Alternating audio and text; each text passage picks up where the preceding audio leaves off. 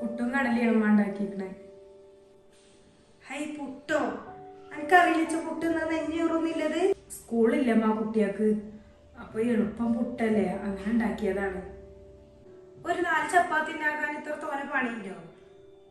ആ ഗ്യാസുമനല്ലേ ഇപ്പൊ എന്തായാലും. ഇച്ചൊരു 4 ചപ്പാത്തി ഉണ്ടാക്കിക്കളാം.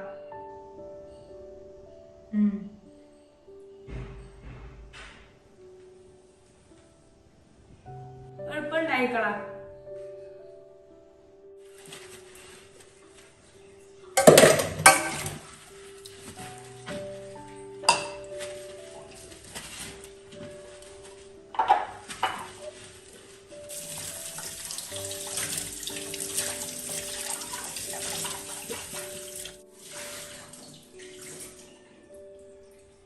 ഷെമി,